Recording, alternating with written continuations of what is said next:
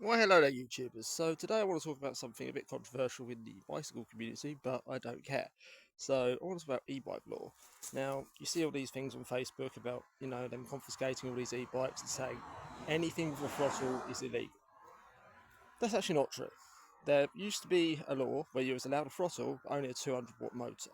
The Sinclair C5 was a great example, although that was a trike, and theoretically was allowed a 250-watt motor under the laws at the time.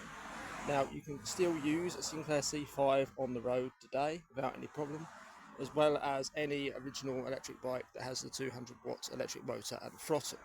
Now, the law changed in around 2015, I can't remember the exact date off the top of my head, where it was pedal assist only and 250 watts continuous power.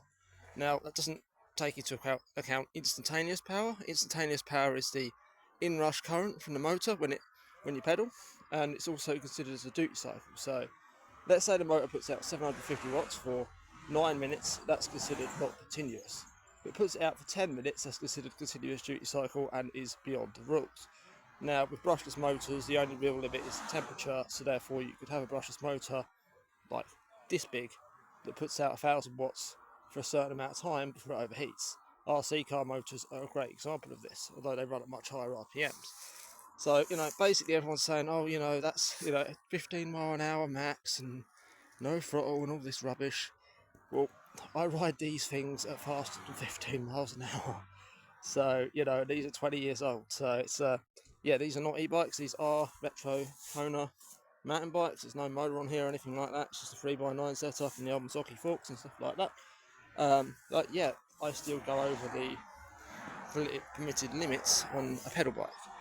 And as with electric scooters, I believe it's pretty much the whole you'll own nothing and be happy. You can rent them from us, but you can't have a private one. Why? They're no worse than push bikes. You can do just as much damage. In fact, you can do more damage on one of these because the metal parts of it are higher up. Handlebars are wider, frames are heavier, forks are heavier. So the actual metal bit is going to do the damage, but it won't do all the damage because realistically the thing that's going to be the damaging bit is you hitting somebody. You'll hurt yourself, but you'll also hurt someone else. Because obviously your head's quite hard and stuff like that. If you've got a helmet on or on a bike or a scooter and you hit someone directly with a helmet, that's not going to be good. I mean, it's just a normal bicycle helmet, I suppose you could say. It'll do a bit of cushioning. It wouldn't be the worst thing in the world, but you get what I mean. Your bones and stuff like that, shoulders, things like that, are going to be the main points of impact. Um, Likewise, if you're running quite fast, a lot of people can run faster than 15 mile an hour. I know when I was a kid, I could run 20 miles an hour. I've got bad knees now, so I couldn't do that for very long. And fitness is what it was at 17, so that's just the way it is. But yeah, the whole you know thing with this e-bikes and everyone being like, oh, so anti-e-bike is just absolutely ridiculous. I mean, yes, okay, Surons and things like that.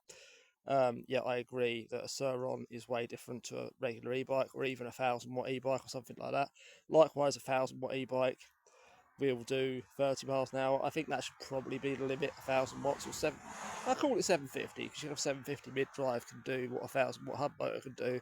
It doesn't suck quite as much as the hub motor, so hub motors are kind of crappy as far as just everything goes really, except overall speed. No, mid-drives are better, but yeah, anyway.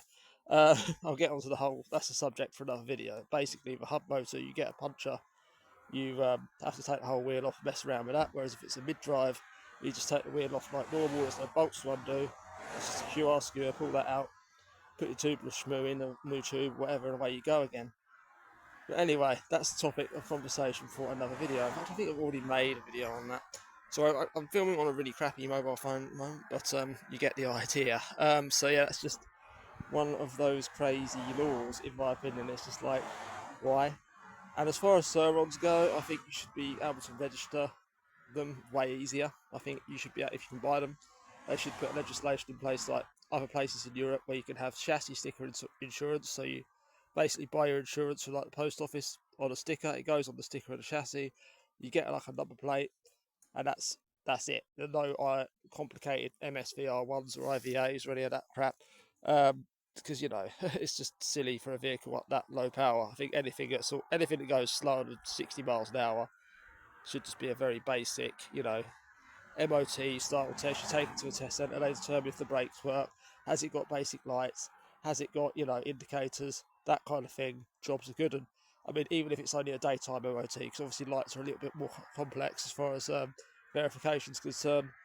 And also, yeah, DOT approved tyres should also be a thing, because there are some really crappy tyres out there. Even the DOT approved ones for cars, you can get some horrible Chinese tyres. I've had a set that wouldn't even get up a hill in the wet. So yeah, DOT approved tyres are definitely a must. But apart from basic stuff like that, I think it should be way easier to legalise these lightweight electric vehicles. Yeah, I'm at Thetford at the moment. I've been riding some old school mountain bikes and just thought about this as a conversation for video. And this phone is absolutely terrible. So I'll speak to you later.